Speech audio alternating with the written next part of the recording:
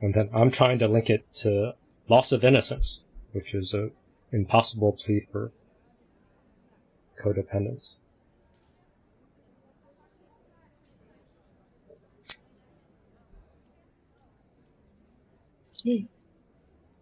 Because the loss of innocence is, I would argue, is maybe it's being replaced by inner demons. Demons of elation, that'd be like duper's delight, trickster energy, and then demons of ego clinging. This would be like arrogance.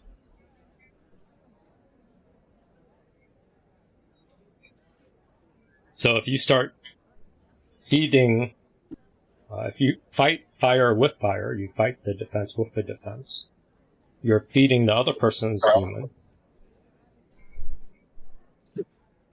and potentially opening up the door for your inner demon.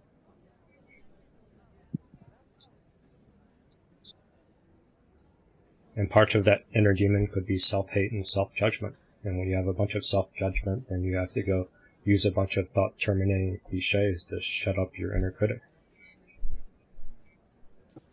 And you're just always on defense. Even when you're talking to other people, you're still on defense.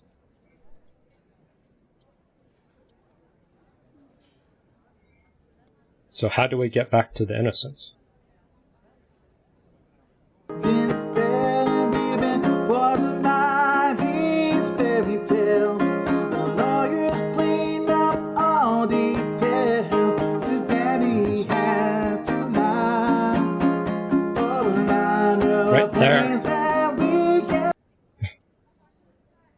The doorway here, maybe. We've been poisoned by these fairy tales. The lawyers clean up all the details. The lawyer part was not planned. I did not know Mouse was going to come with a lawsuit today. But the lawyers are cleaning up the details in her situation. And then the cancer doctor is a daddy now, so daddy might have to lie. This was not planned. I posted this clip on the Discord, right? This section was what I posted. I did not know Mouse's situation. This is not a personal attack on Mouse. But this comment, once the lie kicks in, then the innocence is gone.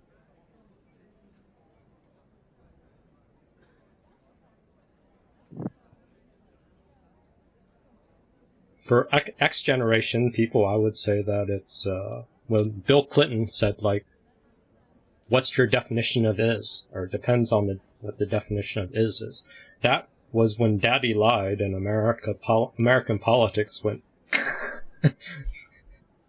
that opened the door to all kinds of political spin. And then we lost our innocence. Maybe this lie was maybe about the Vietnam War or the Cold War. Some leader gave a lie, and then America lost its conscience.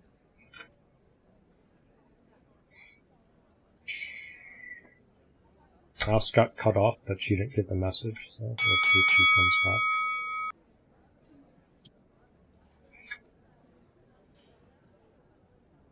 So, but right here, I know a place where we can go and wash away the sin. We'll sit and watch the clouds roll by and tall grass wave in the wind. Lay our head in the ground and let our hair spin.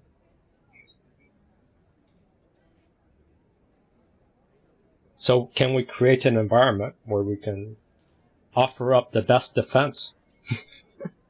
We can offer up our best defense in this environment and then lay down in the peaceful place and then accept this is adulthood. That's part of this pointer for end of the innocence. End of childhood.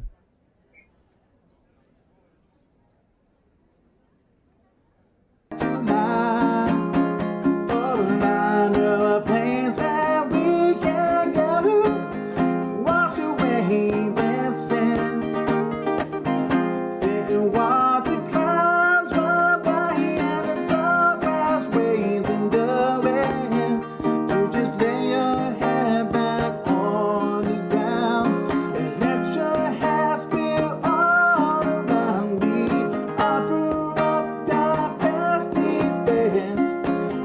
is the end.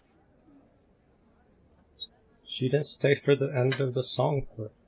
This is the end of the innocent. See, Mouse is back, but we lost Now. Maybe. I don't know. She didn't give any exit message. Oh.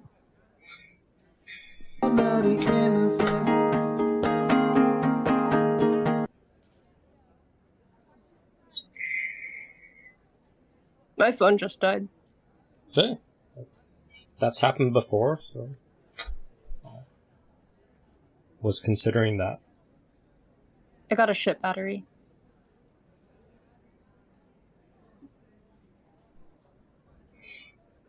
But if you don't stick around, and if she doesn't stick around, and she sets boundaries, what's her boundary? Oh, someone's pissing me off, I leave that environment. Someone's triggering my feelings because I'm responsible for my feelings, I'll leave. And she even admitted leaving Coda groups when she realized that the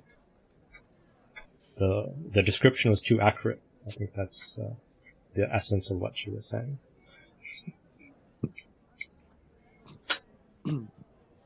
Did she leave only because Mouse left?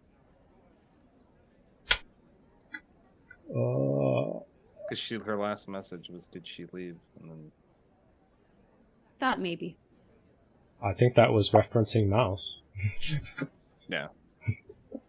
I Now, thought would it maybe be the that's why she only left. reason? Too exposed. No guard dog. Mouse could have been providing some cover. Ugly and of an attack dog. Oh. I think she was on the YouTube channel, so if you guys want to go to the community section, you can send a message to her. I'll try to give a link here.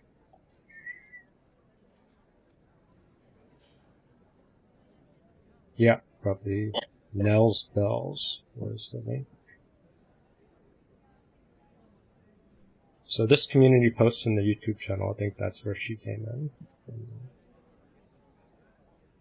This is the downside of 12-step people. They're so programmed with all this self-gaslighting. That's all they know. So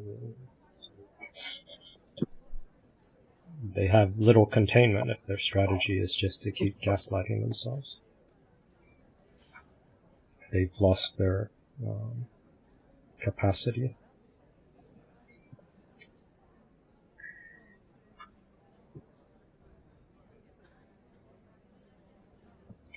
So 4 demons. This was a surprise discovery from Chode practice or Cho practice from Tibetan Buddhism. This Lama teaches feeding your demon technique, and then from Ma Chig something another has broken down 4 levels of demons.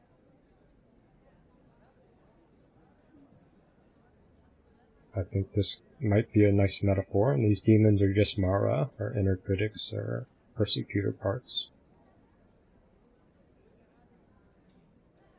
Where is it? The 4 demons. Where should I go here?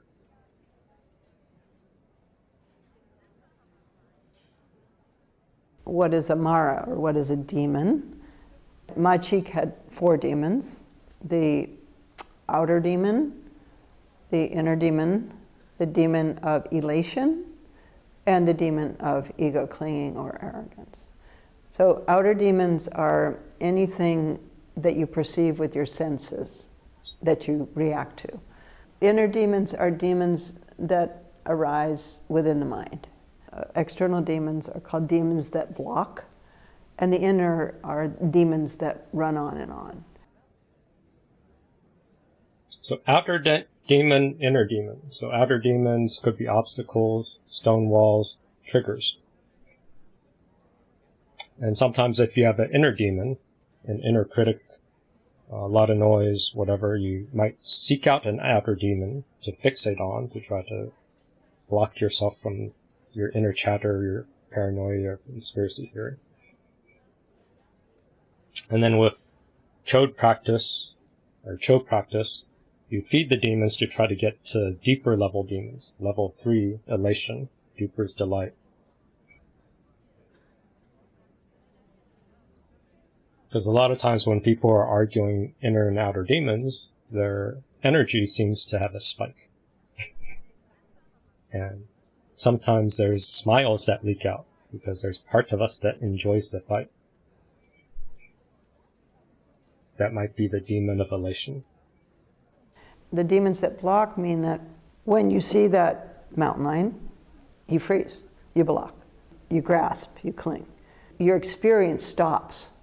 You know, like, let's say your experience stops, but you stop taking in information. You say, this one thing is the cause, because it's too complicated to examine more. So you fixate on the trigger, you fixate on the outer demon. And then for Nell, this environment's a danger, I will leave. She's fixated on the outer demon. Is there space for her to work on her inner demon? So most people have to work on the outer demon before they go to the second level demon. in an airplane, there's turbulence. All of a sudden your experience stops and you're in fear. So that's a demon that blocks. The inner demon, the demon that... And if you're in fear and you don't want to feel fear, and you have all these fear defenses, manic defenses to try to grandiose yourself, then you never feel fear, then you're controlled by these inner demons that run on and on. Ergo, the Olivia Sun, her clip. Facing the vulnerability, the mortality of the other is what individuates you. Facing the vulnerability, the mortality of the other is what individuates you. Facing the vulnerability, the mortality of the other is what individuates you. But that's scary. That is fucking terrifying. That is fucking terrifying. That is fucking terrifying. That is... So sometimes we need a co-historian to join us in the fear, to try to find words to explain it. And then we can maybe get the message. The message is there, has the answer, has the medicine. There's a message, the message is there, has the answer, has the medicine. There's a... So getting from level 1 to level 2, outer demon to inner demon, that can be difficult. Because no one's been there to be next to you to try to talk out your inner demons, because they'll just run, and self-hate is, and paranoia and all that stuff. That's consuming and scary. So we fixate on outer demons.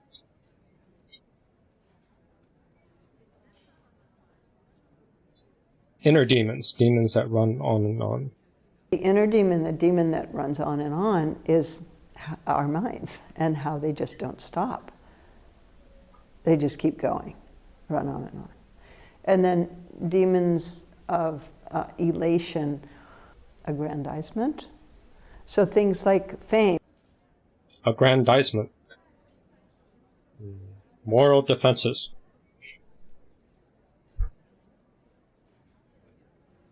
But why is it a demon? It's a demon, I'm arguing, because you lost your innocence. You've given up your innocence, or you blame your innocence. You've hated your innocence as the cause of your pain. Or somebody stole your language of agency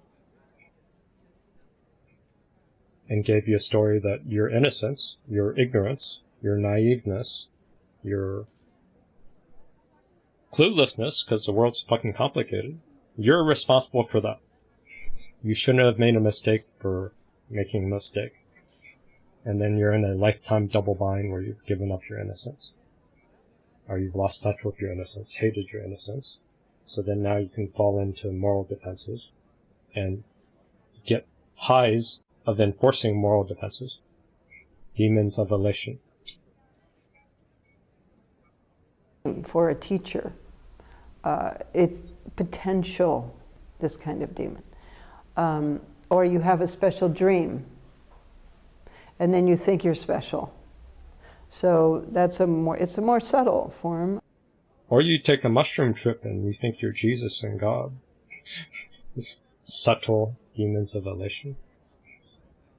Of the demon and more inner, that generally is associated with our spiritual development, and then clinging to that and enhancing the ego through that.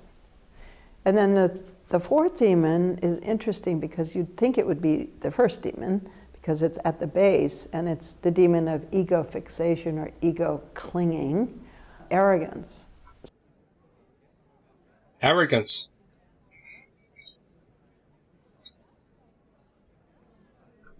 This posture of arrogance is feeding the fourth demon, keeping your nightmare ever going.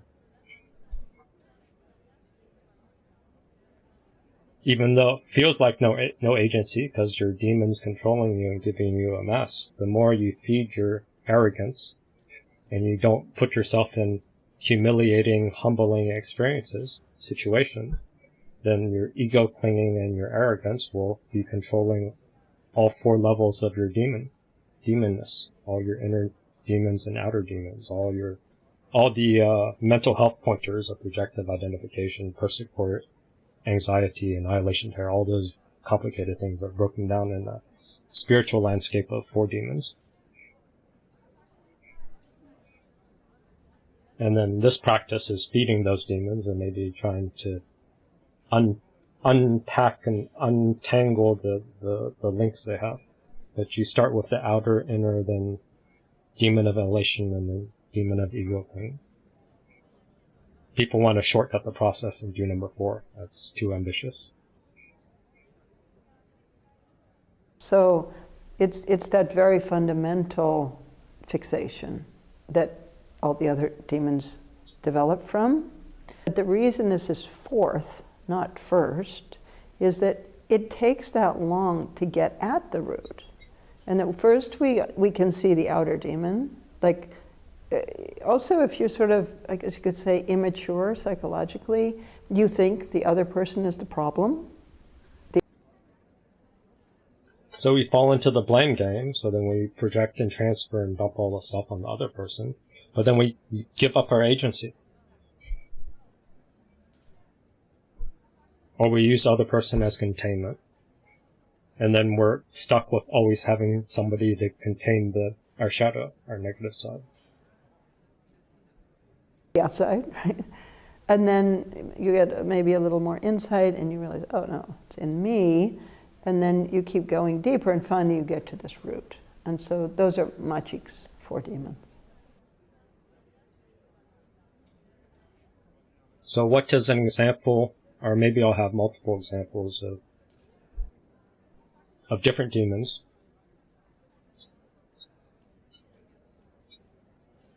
Oh, Nell says her battery also died. Why are people joining the Zoom with dead batteries? How disrespectful is that to me as an organizer? You're unforgivable. You're triggering my demons of my inner demon that's running on and on, that I'm such a sucky Zoom facilitator. I'm forever crushed. So I found this the most popular video on Buddhism something, one of the big Buddhism channels. I thought it was a bit passive-aggressive and suppressive. I think there's examples of number 3 demon of elation, because he's sort of faking the answers. But we'll throw it out as a case study. Whenever you face toxic people, whenever people around you are angry, what you have to do?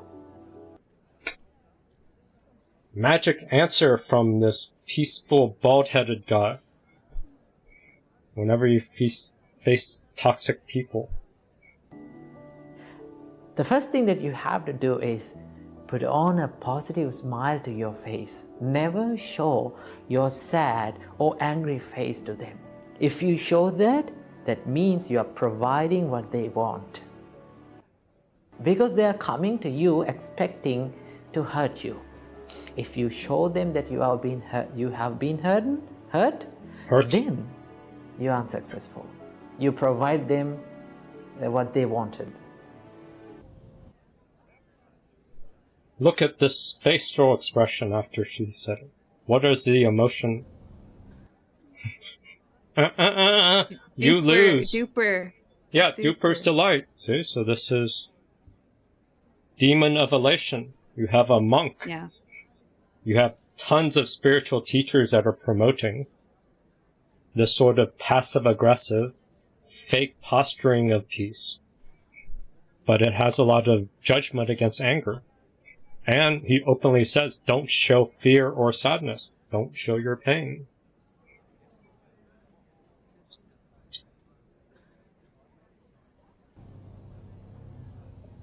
So never show your angry or sad face to them. Put on a smile. Put on a smile. What is this? Though I think Theravadan Buddhism does work with mental content and thoughts more, so maybe. That could be accurate for lower level Theravadan, but I think this is spiritual bypassing. Put on a smile. Don't show you're angry. Don't show you're sad. I think that was part of the argument that was made 2 weeks ago. People were saying that I should not get upset over John because it's just some dude called John. But if he's landing blows, shouldn't I be honest if it's hurting instead of trying to fake and do what this bullshit's saying? Never show your angry or sad face to them. Put on a smile. So my argument today is if you do that, you might be feeding your demon of elation.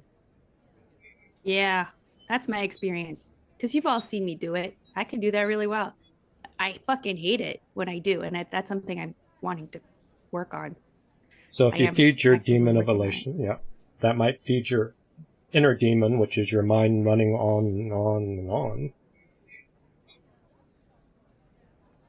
And it gets away. Defense. Yes, you're feeding a defense. You attack somebody else's defense and you feed your defense. It feels like you're getting somewhere. But it's feeding the demon. That's it. Or it's making the demon bigger. It's not feeding the demon's need.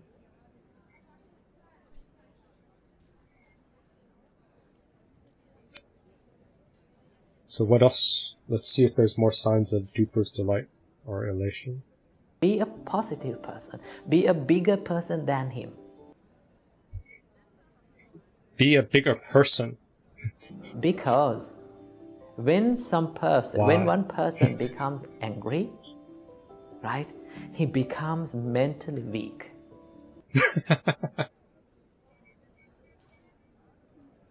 Definition game.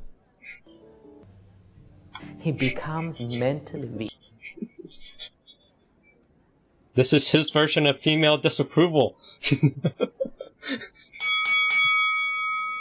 Judgment about, oh, you're angry, that's mentally weak.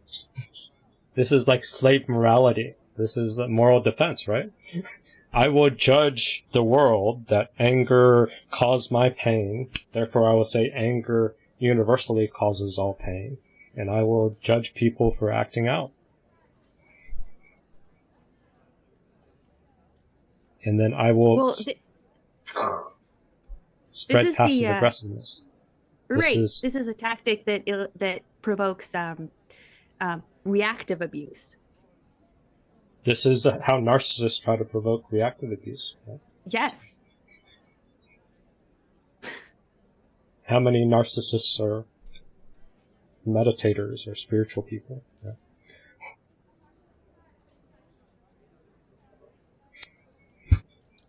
Who would want to give answers on YouTube, feel all confident, and get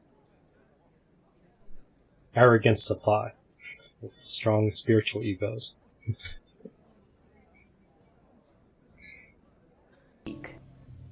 Remember, mentally weak people express their anger easily.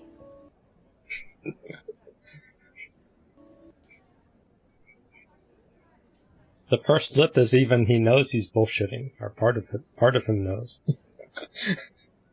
The reason why they are expressing their anger is because they don't have a strong mentality. Where is the compassion? Where's your loving kindness? What's this judgment that they have mentally weak? Aren't you supposed to help them with their mentally weakness? This is Buddhism?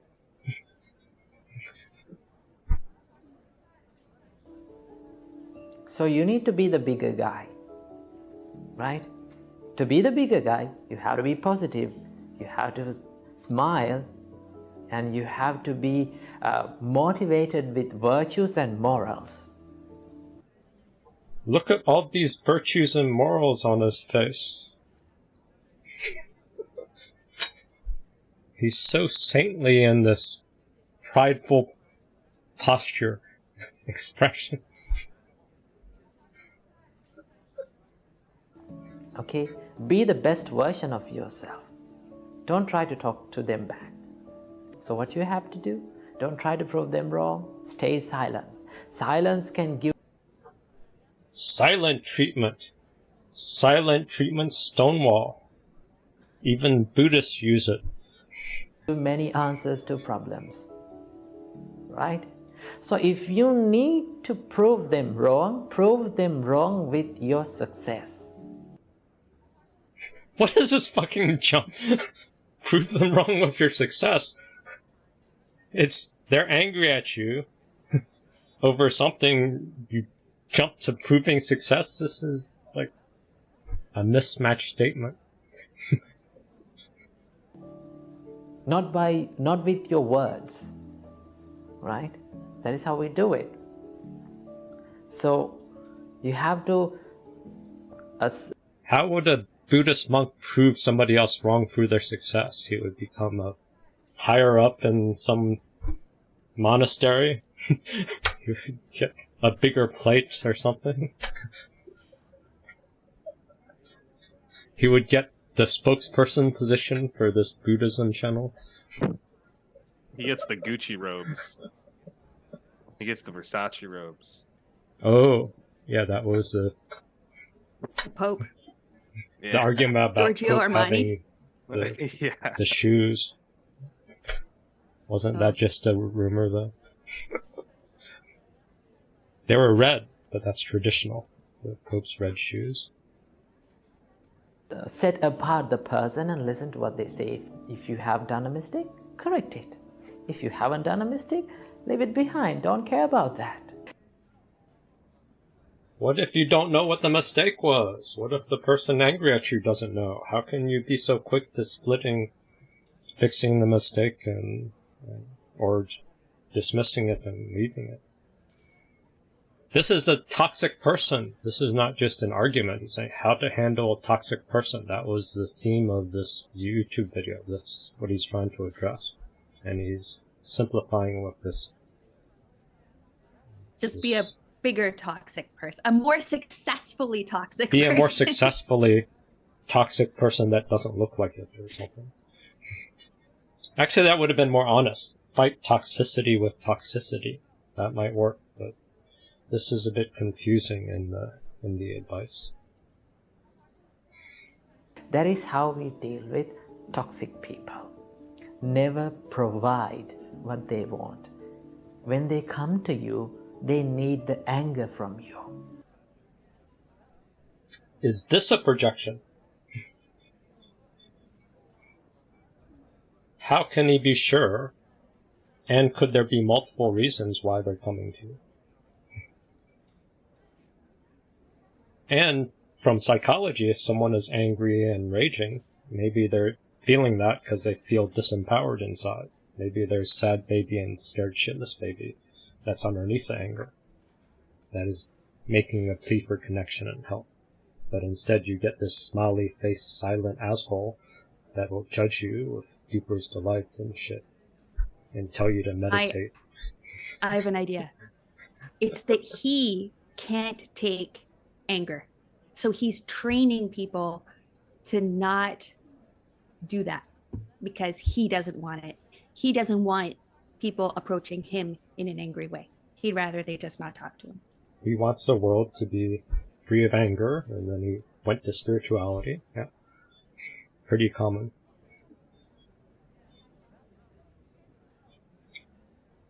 And now he feels better because now he's got a pulpit to preach these answers. Yeah.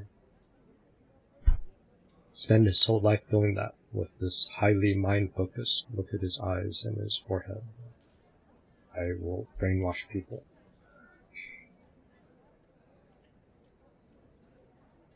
Into being They need to docile. Yeah. Like you Obedient. said, slave morality. Right. Yeah. Domesticated. We had that in person. Yeah, the in-person guy, essentially his argument, he didn't want people yelling at him. Kept going back to that in a couple different ways.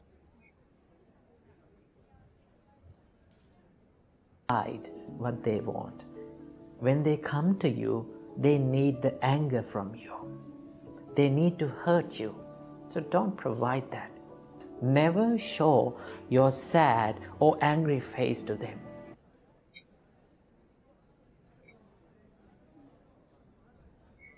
So to never show the sad or angry face to them, that could be clinging. So now you have an injunction that says never again. An injunction that's dishonesty. And it's trying to get even by withholding love, by withholding attention.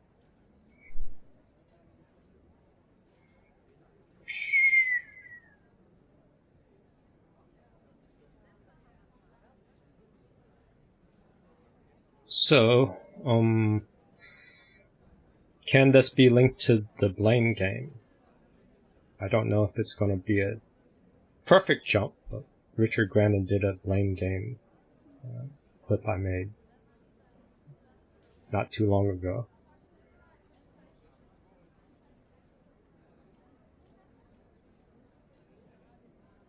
Sometimes when people are walking up to me, they'll say something odd to me like, "Oh, take a break.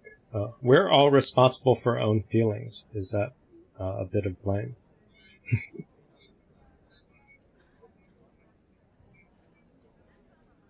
It's a truism, because in a sense, we're sort of responsible for our own feelings, but if the feelings are feedback about our relationship, and then there's emotional contagion and flooding, so it's not, feelings can be shared. Feelings can pollute other people's energy.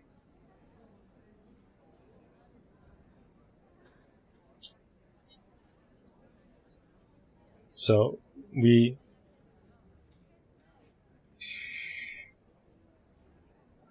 might blame an outer demon to try to avoid an inner demon.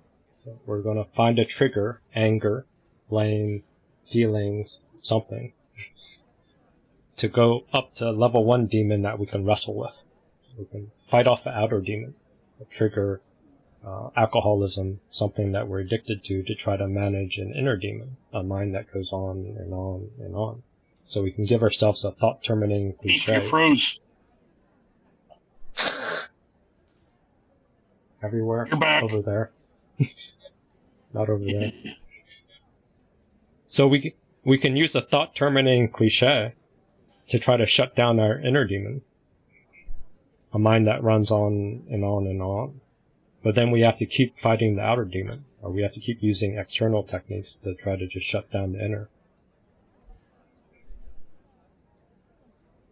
And then demon number 3 is looking for a fight, so our language becomes defensive.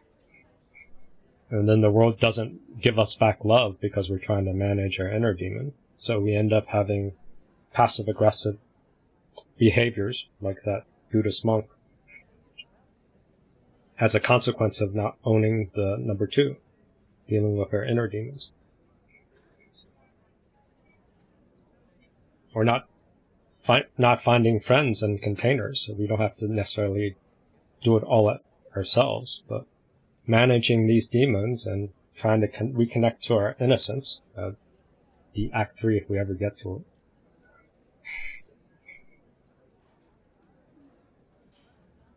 It's a hard sell to not use a blame game, because the thought-terminating cliche, we're all responsible for our own feelings, that sounds good. That sort of shuts down the mind. But it's a form of the blame game, I would argue.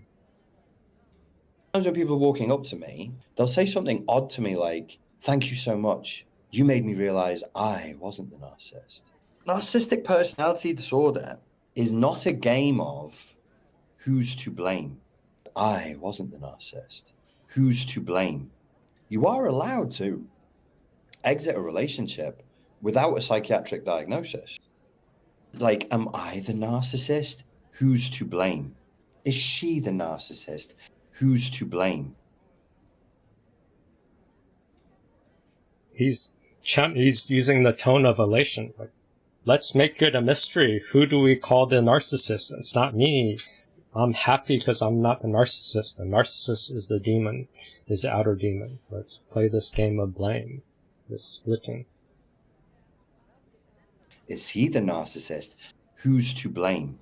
Your videos helped me to find out that he was the narcissist. And I'm like, I don't feel good when you say that. I don't feel like I'm doing a very good job in the world when people walk up to me and say stuff like that, because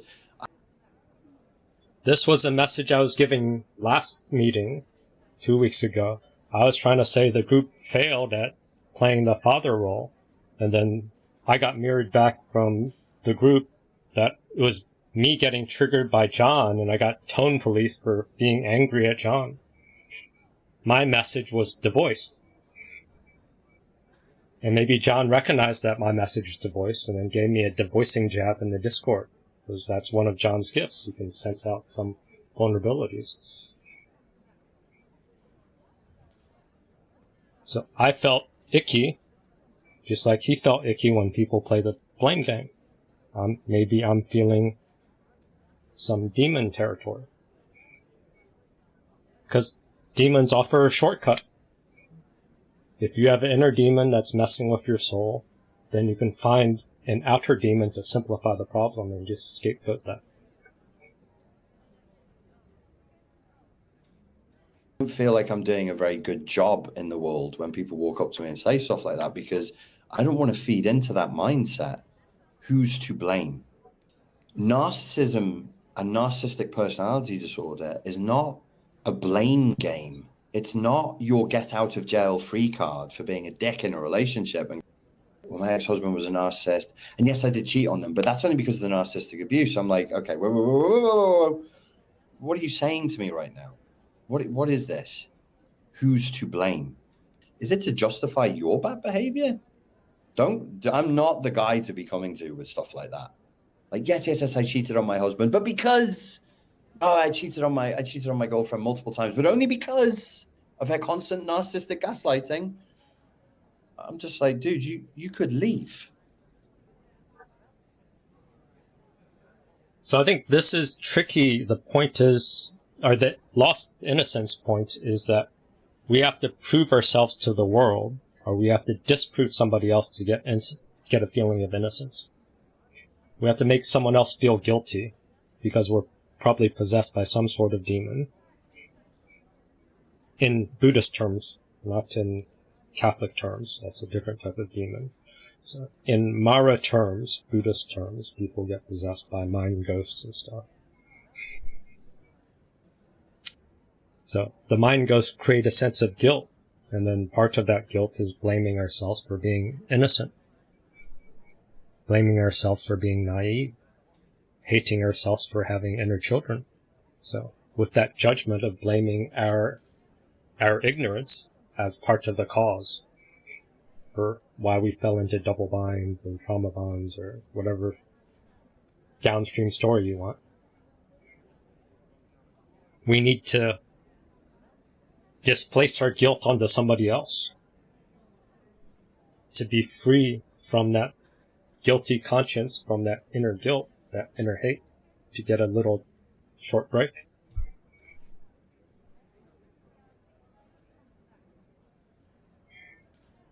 But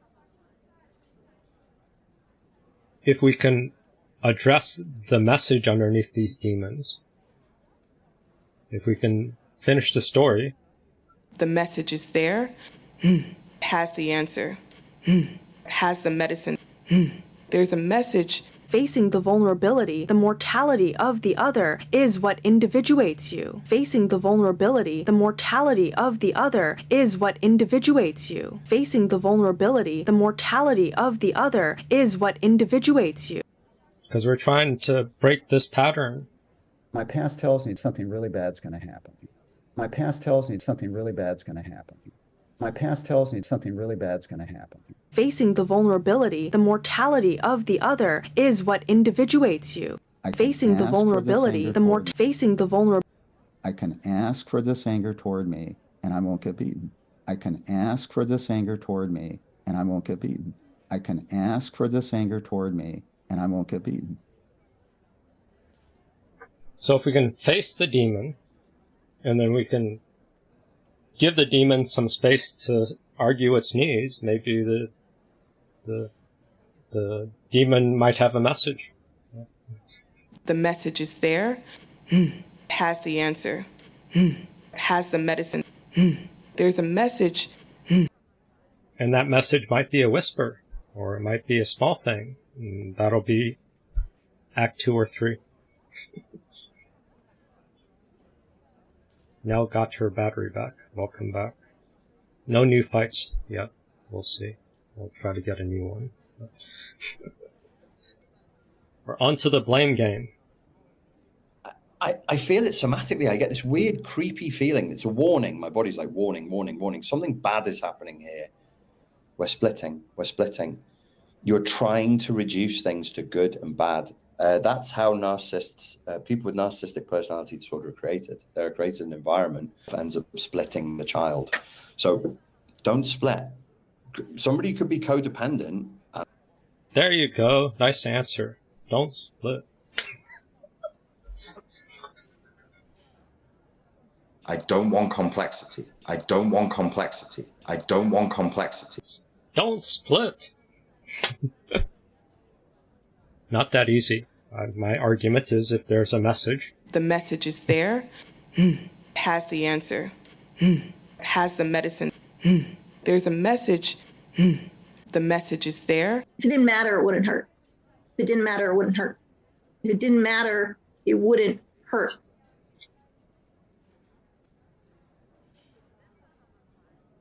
So the doorway is this message.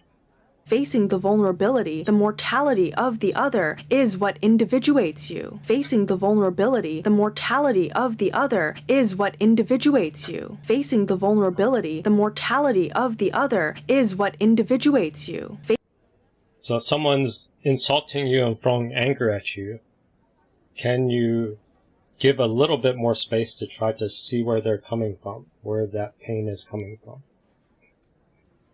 And then maybe as a graduated eventual thing, can you see their shared humanity? That might be a saintly thing. Or can you find someone else to help you see their humanity? Maybe you don't have to do it. See if you can get someone else to do that. And then if you see their humanity, then you can see that they're operating from their defenses, from their outer demon defenses.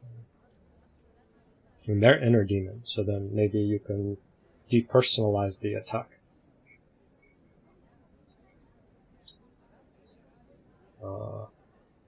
I have Act 2 and 3 is a different method. I'm still talking Western approaches. There are some other tips that I can offer, but it's an impossible bridge to jump to. I'm still working on that. Back to Richard. And be a really nice person. And then you have codependents who are awful. Some online spaces, I'll say you can't say that codependents ever do anything bad. And it's followed up with a bunch of comments that get like 100 likes saying things like, codependents are some of the nicest, sweetest, kindest people out there. And I'm like, what? First of all, you didn't choose codependency. You can't virtue signal off something that you didn't choose. And second of all, there's no evidence for that whatsoever. So lots of evidence to the contrary. So his simplification, I'm going to say probably too simple. You can't just not split. Because you're flooded, you split. That's human nature. I will say that's a bit of a shortcut. So maybe you should own when you're flooded, and then you can split less. But splitting is inevitable. If you don't believe me, then just let me torture you and I'll get you to split. I'm pretty confident.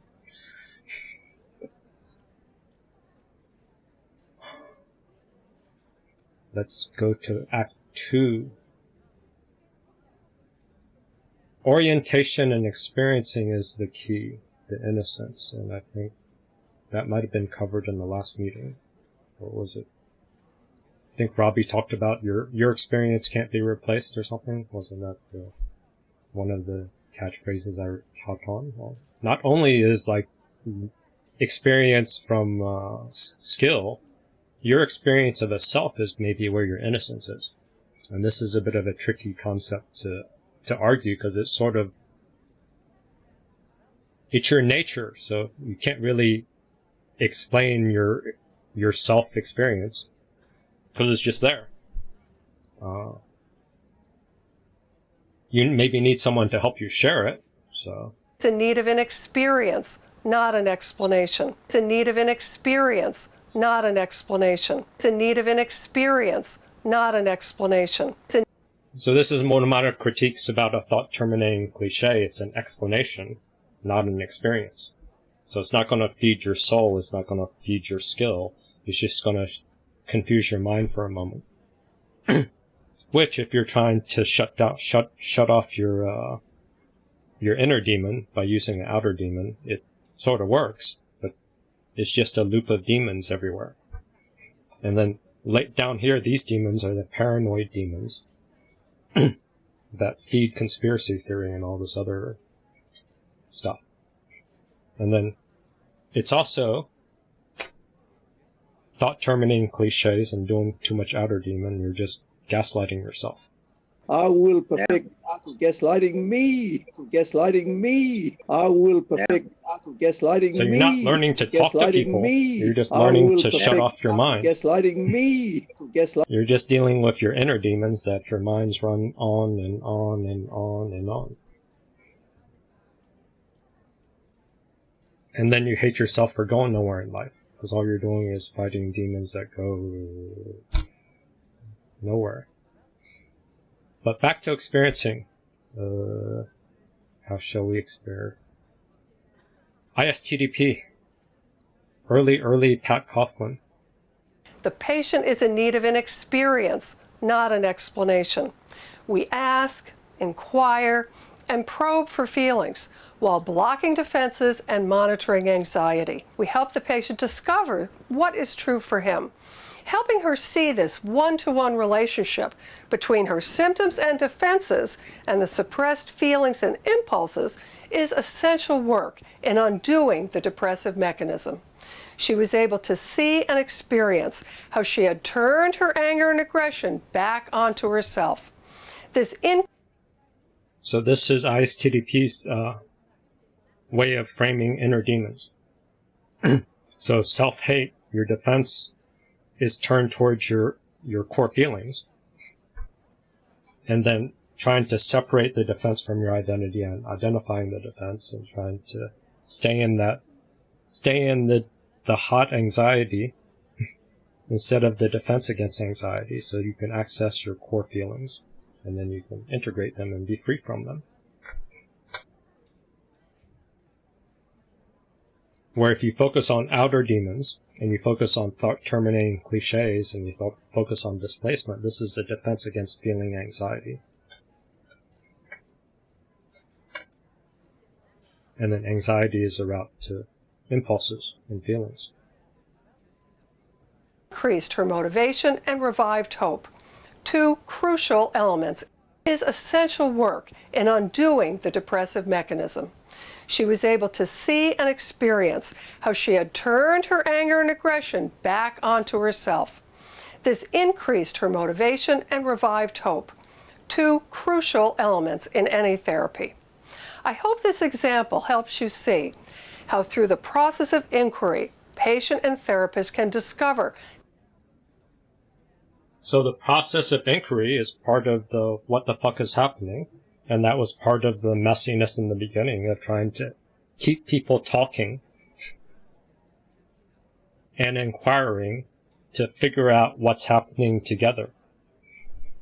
But we have to build the muscle of tolerating the confusion and the chaos and the judgment and the heat, which, without exposure, how do you build that muscle? If you're always in these safe, super safe places that are super moderated, you don't have challenging questions. You're just not used to it. The underlying causes of the patient's symptoms and suffering. In ISTDP, we ask the patient about his feelings. We don't tell him what he's feeling. This is very important. We're not omnipotent, the all-knowing therapist, but a resource, a collaborator in the exploration of the patient's inner life. We ask, inquire, and probe for feelings while blocking defenses and monitoring anxiety. In so doing, we help the patient discover what is true for him. The patient is in need of an experience, not an explanation. By helping the patient experience his true feelings, rather than getting anxious and resorting to defensive avoidance, we can help him have a corrective emotional experience. It's also an experience of authenticity, of being real, alive, and self-expressed. This seems to unleash a healing process within the patient that has been blocked and suppressed by excessive reliance on defenses. Excessive reliance on defenses. Tibetan Buddhist terminology. Demons. Mara. Defenses against your true nature. Against your spontaneous true experience. More on experience. This is Reggie Ray, a narcissist, Dharma Ocean Buddhism teacher who got kicked out and got reincarnated back in Dharma Ocean as they kicked out the whole board. But the teaching is still good. In the beginning, we think meditation is about gaining greater control over our human experience. If you experience your emotions this big, both negative and positive, meditation is like a drug, and it's going to make us like narrow everything down. So it's like a drug. So that's part of demon of elation, demon of ego clinging. So meditation can be a drug that builds up the ego initially, or for most, or maybe for all, I don't know. So it can build up this mind control capacity. It's under control. You know, in the beginning we can think that, but if you practice for any length of time, you begin to realize it's not like that. Actually, the whole point is you have to surrender to what comes up, and then your experience is bigger, and you have to surrender to that. And then it becomes bigger, and you surrender to that. And you can say, well, why would you surrender to your experience? Because your human experience is the most living part of who you are. It's your life. It's the life force. My teacher, Chogyam Trungpa Rinpoche, he used to say you have two choices. One is the path of spirituality, which is what we're talking about here, where you open to your human experience. And the other one, is this a false dichotomy? One is the path of spirituality where you open to your experience. Two, what's two? One is be dead. You're dead. You're a zombie. You're a zombied innocence. You're dead. You're living with your demons feeding off of you, or just fighting your demons all the time. And your defenses. And your life force is stuck in these pain loops. One is be dead. And those are the only two choices. I mean, we talk about the walking dead. A lot of us are the walking dead. Yeah. And then you turn that corner and it's all about surrender. So when you come into your ordinary life, it's the same exact thing. I mean, a screaming baby, your experience of the screaming baby is the problem. It's not the baby. It's how that baby makes you feel. First, But then it's a screaming baby that is communicating something. So the screaming baby isn't about something about you totally bad as a judgment, but it could be about something in the relationship. That emotion is brought up in the relationship. So it's a shared emotion that has a message. And since it's a baby can't communicate its needs, so you have to look at the behavior and the emotion to try to decipher what the unmet need is. But if you're a narcissist, you might think that it's just all about you, so you just block that first. Is the problem. It's not the baby. It's how that baby makes you feel. You have an opportunity, whether you're on the cushion or you're in life, you have an opportunity to surrender to what life is bringing to you. And what it's bringing is something much, much bigger than what you think or what you want. And that's the spiritual path. And that's why in the tantric tradition they say you can go be in a monastery and be, in a very safe, protected environment, but that's actually not the ultimate spiritual path. The ultimate spiritual path is being in life with all the hassles and all the problems that we have as human beings, because we have more opportunities to surrender and to open to what life actually is. And it's through those experiences that we actually understand who we are and what it means to be a human being, and that's what spirituality is. Why would you surrender to your experience? Because your human experience is the most living part of who you are. It's your life. It's the life force. So if people are giving explanations and you're giving explanations, because you've learned to give explanations and injunctions. Injunctions are... Codependency. Top down. You tell me what to think. Codependency. Top down. You tell me what to think. Thou Codependency. Thou shalt Top not. down. These are You injunctions. tell me what to think. Thou shalt. Codependency. Thou Top shalt down. not. These You are tell injunctions. me what to think. Thou shalt. Codependency. Thou shalt Top not. down. These are You injunctions. tell me what to think. Thou shalt. Thou shalt not. Thou shalt. Shut up. Thou shalt. I will perfect to gaslighting me, to gaslighting me. I will perfect to gaslighting me, to gaslighting me. I will perfect. You fight with noise. Is there any winner? You're just trying to outshout your inner critic, or you just... What gets lost is yourself. You aren't experiencing. You aren't present. You aren't feeling. You aren't noticing. But that's too big of a jump. So to give you a middle ground or a in-between space, let's try to... Can we just learn how to say what the fuck is happening and try to orient? Is that a middle ground that's a bit easier? Dave Snowden would say that also works in complexity theory. I had a formative period in the 70s when I was working on land rights in Indigenous Australia. A whole bunch of time in Kakadu looking at Indigenous decision making. What's interesting, and that's where I got the idea from ritual descent, several decades later. What you see in Indigenous decision making is there are long extended conversations which are very actually argumentative, but they're not trying to work out what they should do. They're reaching a common agreement on the situation.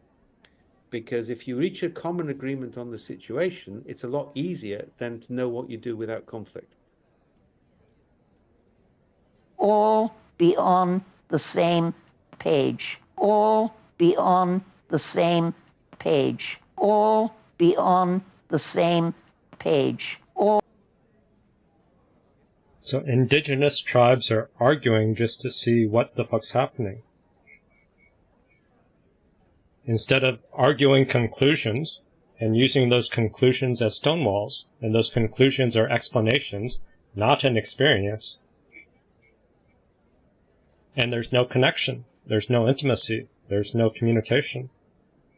And then people wonder why they're depressed and sad and lonely, and why you need to have enmeshment and love bombing as the only way to get connection. Because there is no social connection. It's just explanation to explanation. Emptiness to emptiness. Empty words to empty words. Or defense versus defense. That might be the only... Demon to demon. Demon love, id to id, demon love. We'll go one-liners back and forth and just sling defense to defense. That's the most excitement that codependents get to deal with.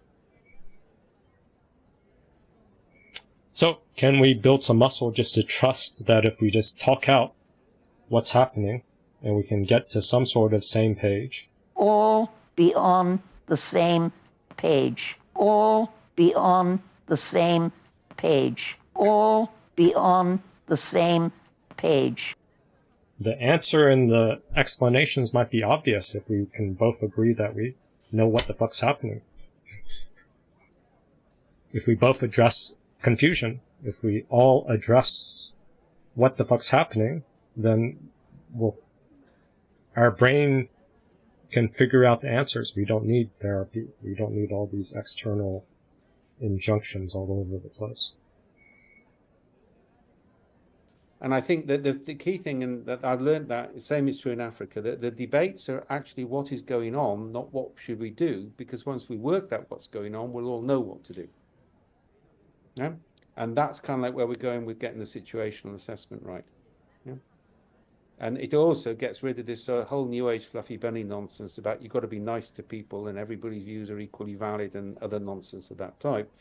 Nobody in the indigenous group would ever do that. You have blazing rows with people, but the focus is on what is going on, not what should we do. The Estrine framework is mapping what the hell's going on at the moment. It's all about the present. You know, what is it? What can we change?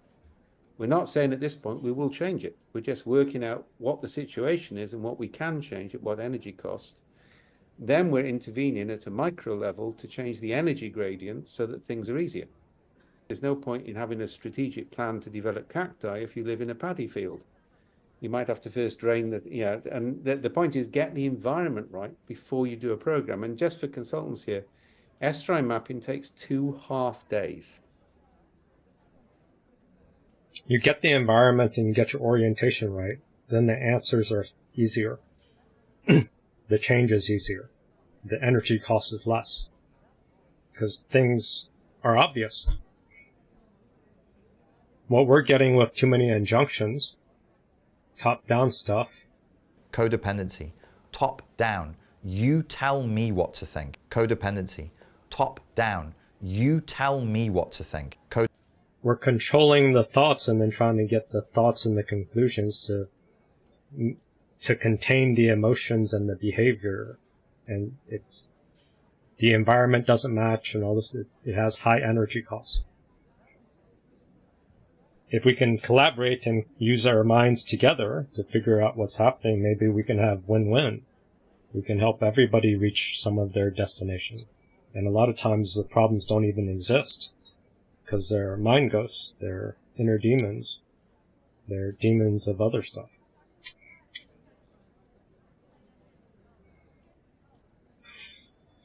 Afternoon and the morning. That is a very low cost to de-risk a change program or a software project or a civil engineering project. Is first of all work out where the hell you are before you engage in a new journey. The instruction we give is break it down until you agree. Yeah, for where, what it is, where it's placed, where the boundary is, just break it down until you agree. And that creates increasingly contextual descriptions, which again deals with this key thing from complexity. And this is my other problem with systems thinking. It tries to use generic methods rather than effectively, small things at a hyper-local level. Yeah, in complexity, we describe the situation and have a direction of travel. We don't have a goal.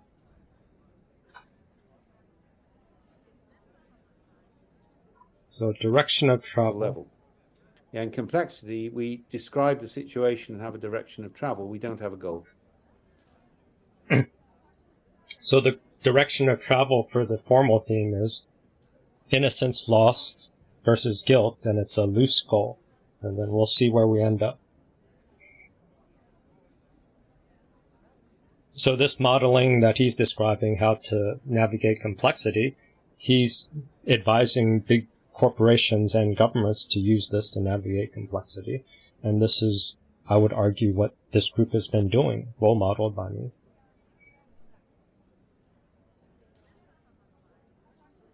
But then when things get too chaotic, people's defenses come in, and then they point out the trigger, and then we deal with demons out of control or demons looking for some love. Demon love is okay. I guess I have no hate on demons needing some love, I guess. Though they can be a bit invasive because they're demons. Ugh. Act 3. Let's have a song break. Where is this song break? It's now lost because I...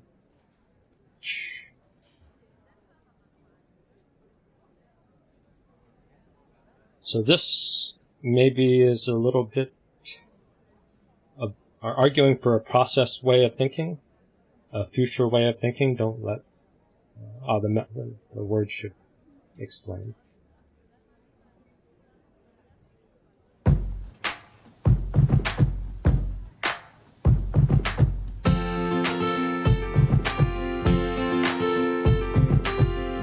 I am unwritten, can't read my mind, I'm undefined. I'm just beginning, the pen's in my hand, ending unplanned. Staring at the blank page before you, open up the dirty window, let the sun illuminate the words that you cannot find. Reaching for something in the distance, so close you can almost taste it. Release your inhibitions, feel the rain on your skin. No one else can feel it for you, only you can let it in. No one else can speak the words on your lips. No one else can feel your experience. No one else can define your future. Your experience, your sensory, yourself is defining it, but somebody has to pay attention. Someone has to invite, someone has to inquire, someone has to be a co-historian.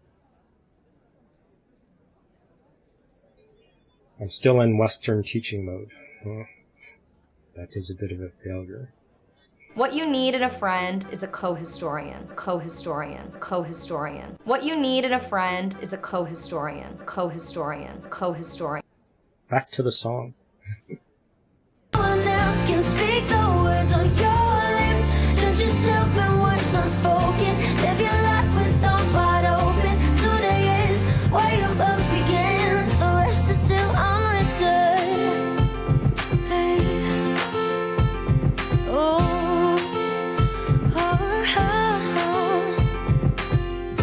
I break tradition. Sometimes my child arouse out the light. We've been conditioned to not make mistakes, but I can't live that way. Oh, staring at the blank page before you, open up the dirty window, let the sun illuminate the words that you cannot find. Reaching for something in the distance, so close you can almost taste it. Release your inhibitions, feel the rain on your skin. No one else can feel it for you, only you can let it in. No one else can speak the words on your lips. Judge yourself in words unspoken. Live your life with arms wide open. Today is where your love begins. The rest is still unwritten.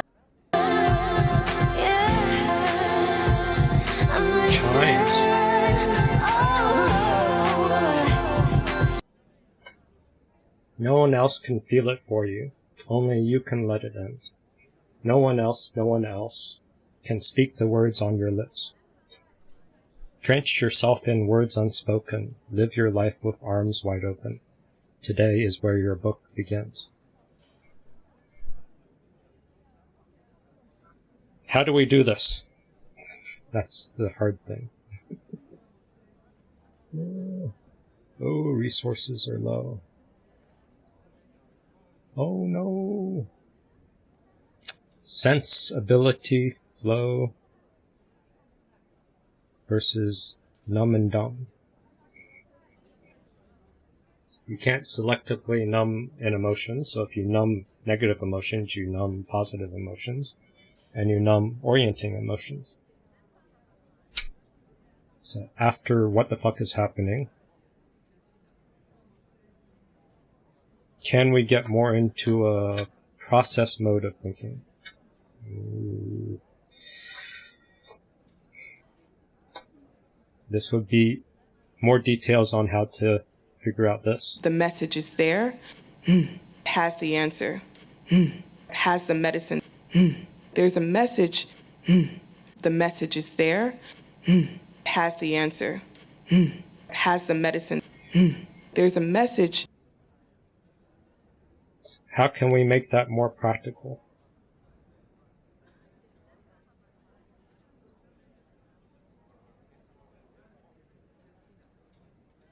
Normal life is we want things to be a certain way, and we want them to go in a certain way. And then something happens that pulls us off course. For instance, I want a healthy body, and then I end up getting sick, right? I want a good relationship, and my partner keeps getting into fights with me, or I can't find a partner. I want to be able to create something, but I've got stage fright or I've got writer's block. I want to be able to do something, and something else pulls me off course. When that pull comes, you push it away and keep trying to go your direction. That's normal life, right? Right? You get sick, so you take a pill, right? You are having troubles in your relationship, so you try to fix the other person. Try to make something so you can keep going in your direction. Process work has the radical notion that when that pull comes, that you turn in the direction of the pull and you let it lead you. That's the basis of process work. Welcome it. I imagine the Tao as something like a hidden wind that blows through everything, that moves everything in its path. There's something happening. We can't see it, but it's going things are going in a certain direction. So you're moving through life and you notice things are going in a certain direction. That may not be the direction you want to go, but it's going in a certain direction. It's going in a certain direction. The message is there, has the answer, has the medicine. There's a message, the message is there. The ideal of the Taoist is to become one with the Tao. That means to align oneself with the Tao. That means you notice that things are going in a certain direction, and you align yourself with the Tao, and you let the Tao move you. Right? I'm one-sided in this way, and something's happening that's going to balance my one-sidedness, that's going to show me about my wholeness. Process work, when that pull comes, you turn in the direction of the pull, and you let it lead you. That's the basis of process work. I think this is a similar message. This is from No Bad Parts' book on IFS. Richard Swartz audiobook, but I think I added some subtitles or highlights. 2 minutes. We're sold on any number of solutions that tell us to get more exercise, eat healthier, slow down, and meditate more. These can all be beneficial practices to help us re-embody more, but unless our parts are fully on board, they will ultimately sabotage our healthy solutions.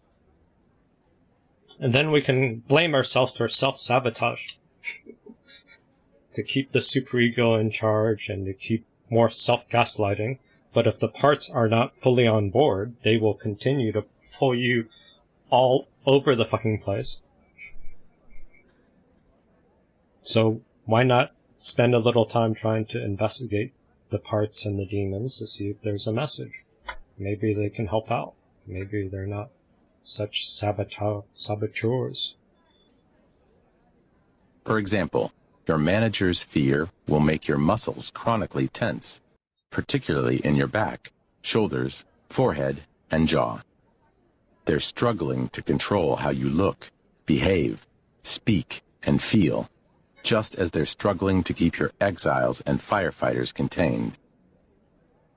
And they might be scared. You might be feeling the fear, so then you have counterphobic rage that can flood your fear onto somebody else with this mask of rage. And it's a good attack strategy to be flooded with fear and then share it with somebody else, because the managers are struggling to keep all these exiles and firefighters contained. This is the price of having too many inner demons and using too many outer demon tactics to try to manage your inner demons. Instead of having an environment and realizing that the answer is in the environment, the answer is in the relationship, and a lot of the dangers are just mind ghosts, demons. A number of abuse survivors I've worked with have managers who hate their bodies. They blame their bodies for having needs and keeping them vulnerable, for making them Innocence, they're blaming their body, which they can't help. They're blaming their body for having needs and keeping them vulnerable, for making them an attractive target. They say, those needs get you hurt, so I'm going to numb you out so you don't have those needs anymore. So manager parts and the abuser will give a language of agency to blame you for being human, blame you for having needs, blame you for wanting to be seen, blame you for making mistakes, and then you buy into that story. Or you have a manager part that buys into the story. And then you've now disowned or disconnected from your innocence. You've disconnected from your humanity.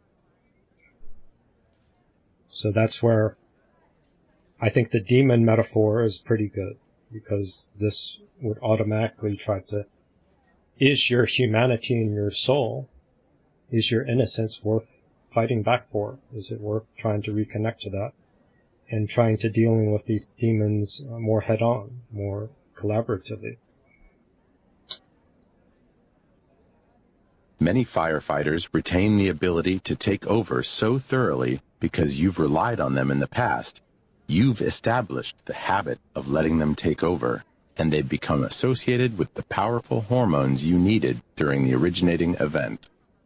Even when your exiles are so locked away that you have no conscious experience of them, the pain, shame, terror, and desperation they hold is still in your body, as are the stress hormones like cortisol they're aligned with. So there is still the need for the firefighter. I've also found that for various reasons, parts will deliberately target different vital organs or systems of your body when they can't get through to you directly.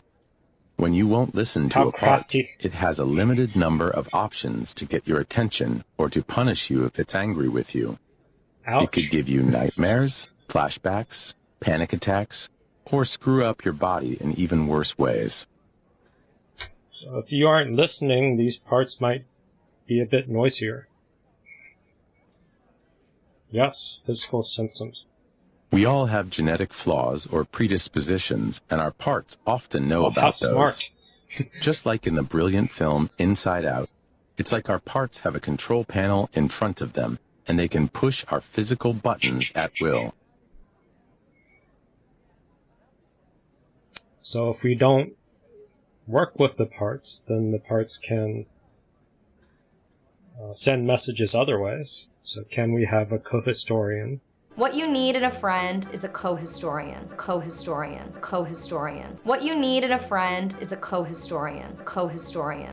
What is this teaching me about relationships? What is this teaching me about myself? What is this teaching me about relationships? What is the purpose in my current pain? What is the purpose in my current pain? What is the purpose in my current pain? How is this going to make me a better person in the future? A better person in the future. How is this going to make me a better person in the future? Our task is not to repeat what she said. Our task is to analyze what she said. Our task is not to repeat what she said. Our task is to analyze what she said. Our task is... What are we on? Oh, sensibility. Flow. Oh, I was supposed to start this earlier. This is too late. It's not going to make any sense. Well, it's not going to make any sense anyways.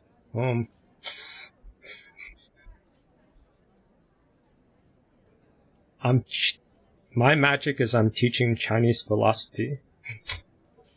And it's about subtle changes that are not super ego driven. That's where the magic is that I'm doing. But you guys aren't Chinese, so you can't apply it, so I don't know why I'm even trying.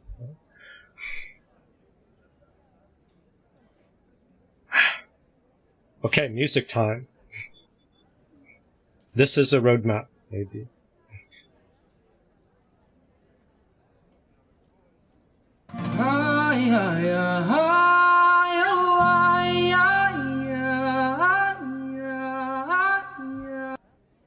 And then a fun fact, this chant that they use is actually from a Taiwanese indigenous tribal song that they stole without credit. So this intro part that's so addictive maybe is because it's really calling to like tribal spiritual something that makes this song so memorable.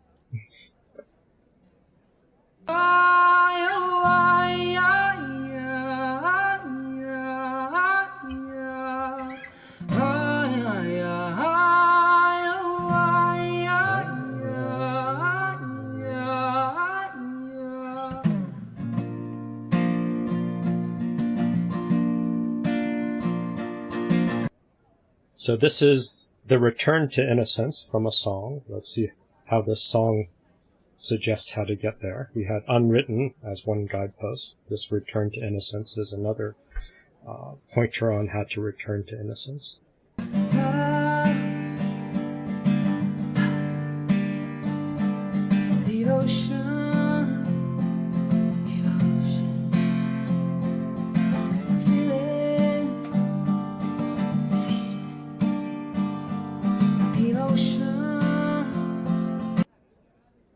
Your experience, your senses, love, devotion, feeling, emotion. Pretty simple. Don't be afraid to be weak. Don't be too proud to be strong. Just look into your heart, my friend. There will be the return to yourself, the return to innocence.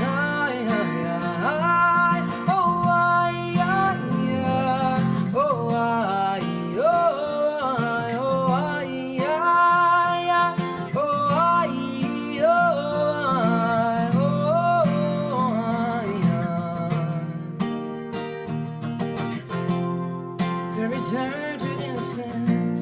If you want and start to laugh, if you must then start to cry. Laugh, cry. Don't hide. Don't care what people say, just to follow your own way. Don't give up and miss the chance. It's the return to innocence. That's an interesting argument or thing. Don't miss the chance to return to innocence. What if you're constantly being given a chance to return to innocence? We just have to spot that opportunity and slowly, occasionally take it. Life is constantly remind you of how to get back to yourself. Not this giant complicated maze that mental health and all these other things is trying to teach you. And not this overly simplistic thing of like Richard Brannon saying, stop splitting. No. every single moment of the life experience, there's a chance to return to yourself, to return to your innocence. There's a chance to feel your experience. There's a chance to choose a path of love, devotion, feeling, emotion, laughter, crying, honesty.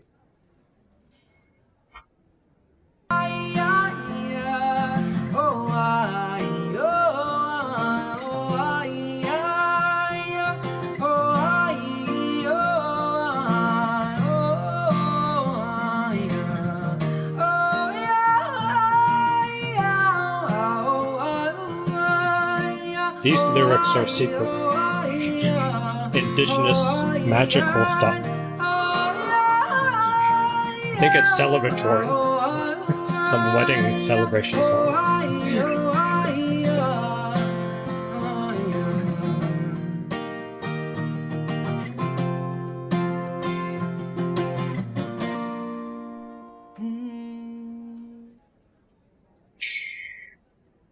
So there's a song, and then we have the giant, complicated double triangle of love.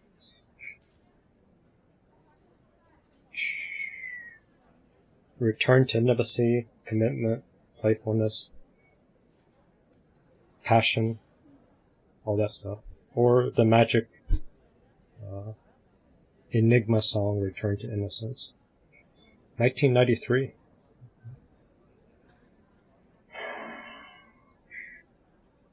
Oh, so how to get sensibility and flow. That song was a jump to try to show you a Confucian way. From a Harvard professor. I don't know if anyone's going to get this, but I made the edit anyways. According at least to this text, our problem as human beings is that we are passive in the world. We are passive in the world. We as human beings have energies within us. And these energies exist in everyone. And what will happen is when we encounter other people who have other energies, they will do things that will draw out our energies from us. The energies they draw out are things we would call emotions.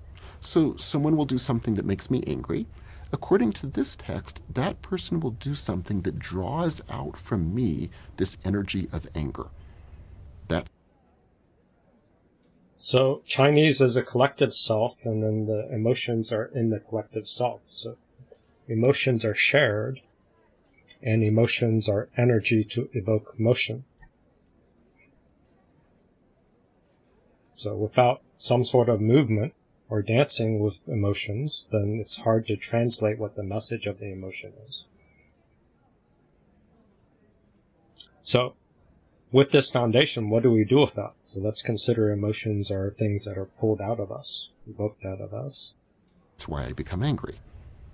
Alternately, someone may draw out from me a feeling of joyousness, happiness, and I will feel joyous and happy. But as you can see immediately, the danger is I am simply being pulled in these different directions by who I happen to encounter and what they happen to do. Can we do something? I am passive in the world. Passive in the world. And the concern of the text is this is our, if we fail to cultivate ourselves, our fate. So how do we solve this problem? Well, you might think, well, the way I try to solve the problem is to control how I respond to the world so that I'm not having my energies pulled out all the time.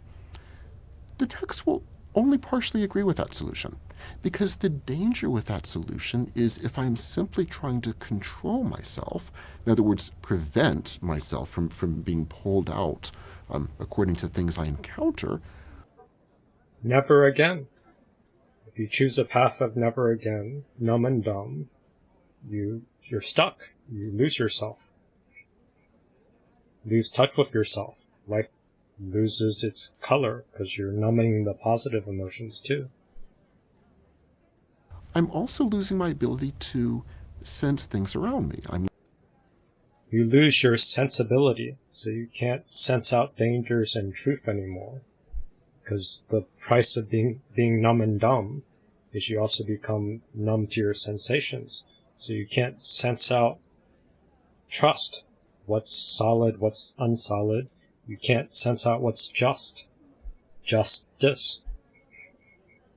So there'll be an overreaction to guilt and innocence because the sense of justice is out of whack. Losing my ability to sense what people are doing around me. And the text wants us to sense things. The text wants us to become better able to respond in situations, not to simply control our responses. So accordingly, the text will say our goal isn't to control ourselves, regulate ourselves. Our goal, on the contrary, is to refine our abilities to respond well, to actually act in ways that we are responding to the world, but responding well, meaning we're sensing when it's appropriate to respond in a certain way, when it's not, sensing how to act in certain ways that bring out good responses from those around us. Your goal is to train your responses, not control them. And if we do so, the text will argue, what we become over time is someone capable of responding so well that we could intuitively, spontaneously act in ways that will always be good to those around us. So let's read this text, the nature that emerges from the decree. In general, although humans possess nature, their mind is without a fixed purpose. They await things, and only then do they become active. They await pleasures, and only then do they move. They await practice, and only then do they become fixed. We are passive in the world. Look, we get some book group. Chinese verses from some mystery text. Humans have will, but in general, we wait for things to respond to react to. So pleasures, things, practice, and then we get into emotion. We're sort of without emotion, without an emotion to evoke motion, evoke something, we're just stuck. We don't know what to do. That is the utility of emotions. So if you become emotionless, then you can't even make basic decisions. Passage 2. The energies of joy, anger, sorrow, and sadness are given by nature. When they are manifested on the outside, it is because people have called them forth. We are passive in the world.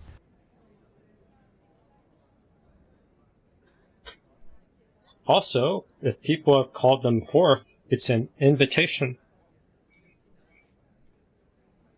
And it's a message, maybe. So if we can interpret the message of joy, anger, sorrow, and sadness, then we can use a response to try to figure out what's happening so we're on the same page. All be on the same page. All be on the same page. And even if there's a dissonance, maybe there is something deeper underneath where we're on the same page. But it might take some questions, some investigation. Passive in the world. The way begins with the dispositions, and the dispositions are born from nature. Only through training do we become able to respond well. At the beginning of one's life, one responds with emotions. At the end, one responds with propriety. Your goal is to train your responses, not control them.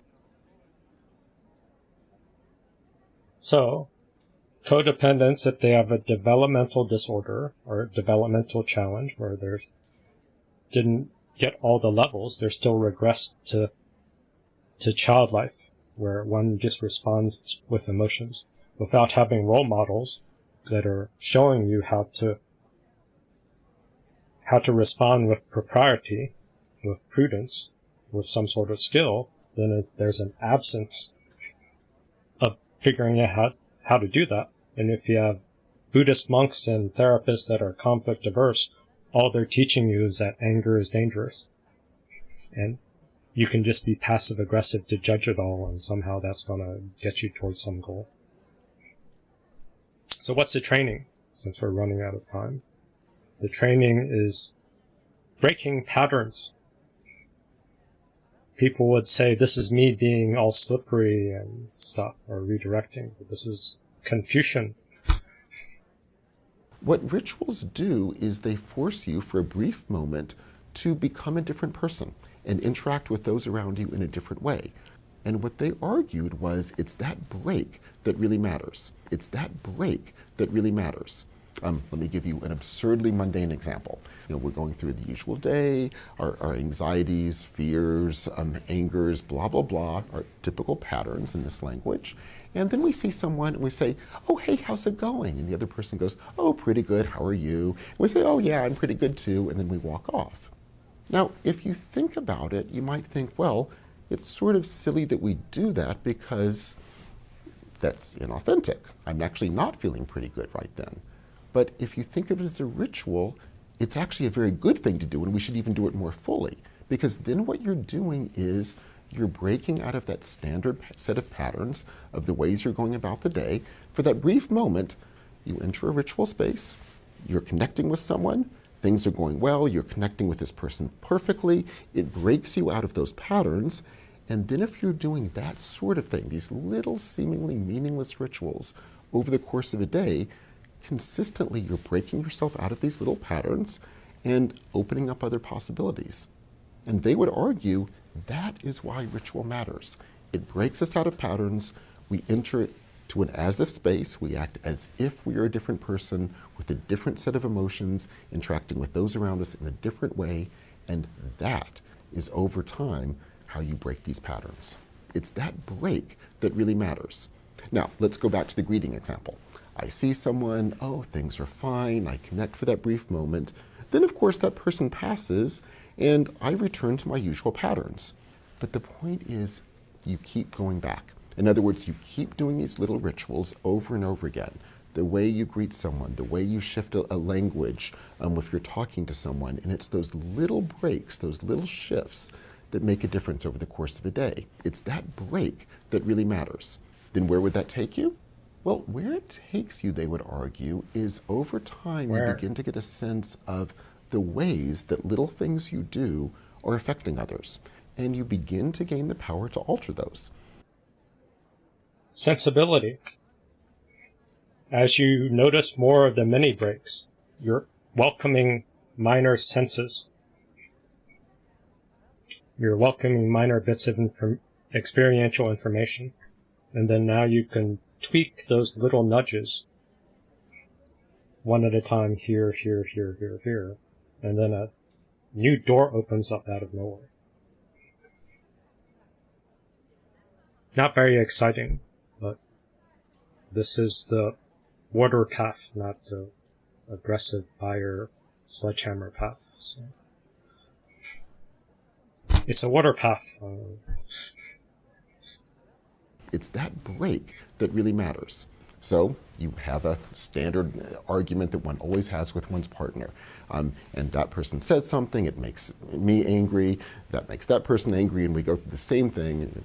All you do is slightly shift the standard pattern you fall into by simply doing a little break.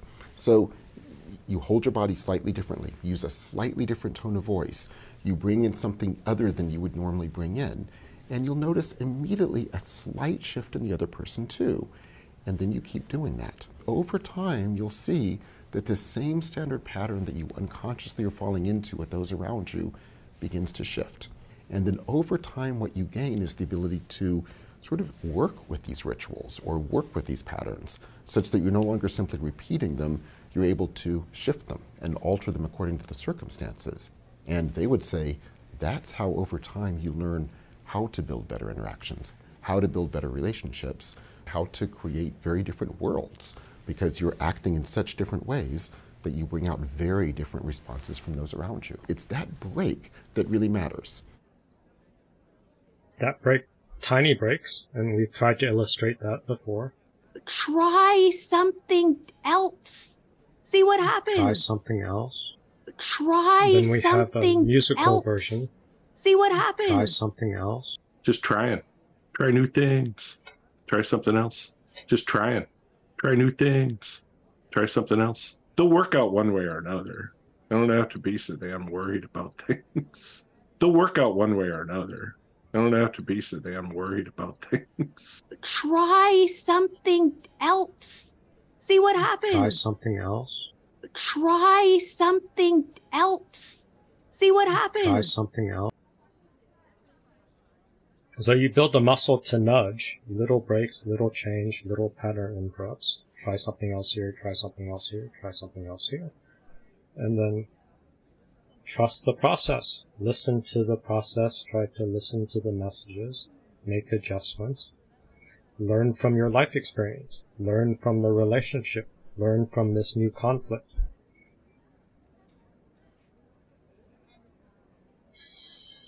Even Jordan Peterson mentioned it. I forgot how this audio goes, but it's 20 seconds. Right, and I would say one of the ways to avoid hellish catastrophes is to make micro improvements constantly, to see, and this is why you want to see where you're wrong all the time, if you can. Because if you can see where you're wrong all the time in little ways and you fix up those little ways that you're wrong, then you don't have to collect all the ways that you're wrong and have one big catastrophe. Oh, that has that super ego angle. If you don't do it, you're going to have a giant catastrophe. Oh. How are we on time? Okay, maybe we'll have to have a part 2, or I don't know. Let's close with yellow.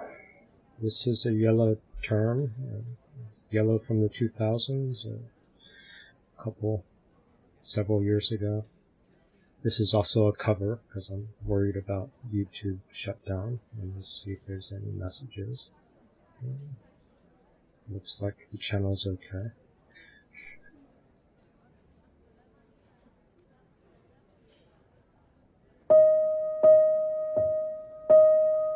Look at the stars, look how they shine for you.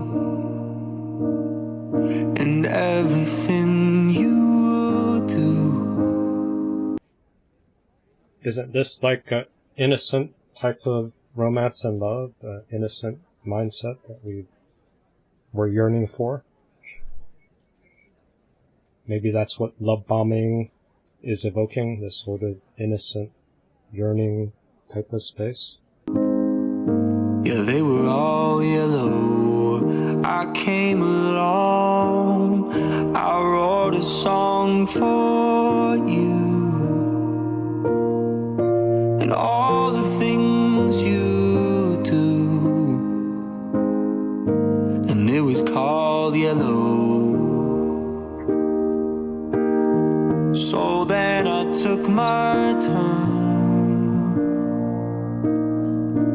What a thing to have done, oh.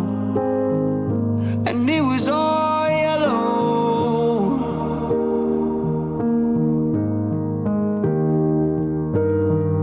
Your skin, oh yeah, your skin and bones turning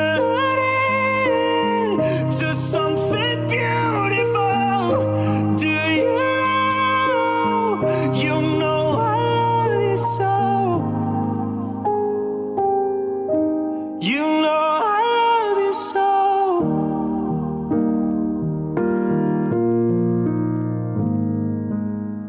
I swam across, I jumped across for you. Oh, what a thing to do. 'Cause you were all yellow. I drew a line for you. Oh, what a thing to do. 'Cause you were all yellow. Oh,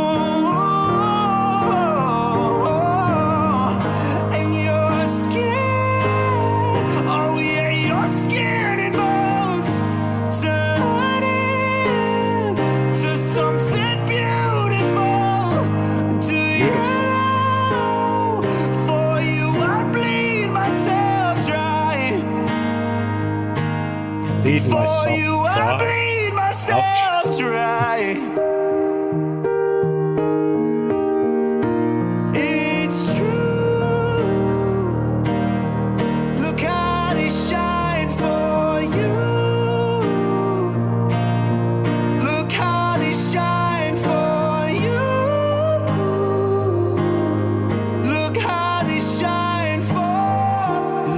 at the stars, look how they shine for you, and all the things you do.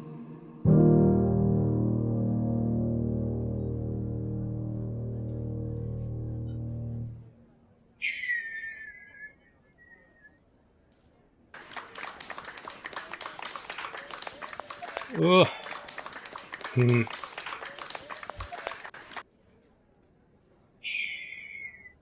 It's an emotional plea. What does an emotional plea mean?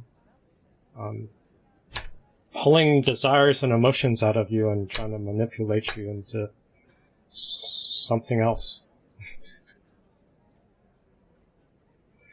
But it's just a plea. Back into your innocence. Part 1. I guess I failed. See, I said I failed. That's all, folks.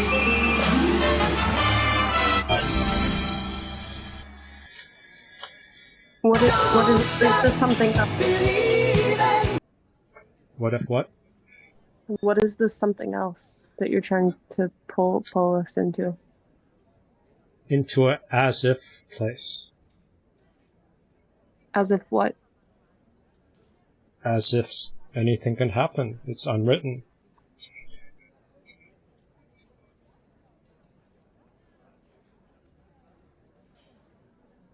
Or it's like a blank space, even though I think that song's about something else. The emotional plea is to pull us into a space as if anything can happen.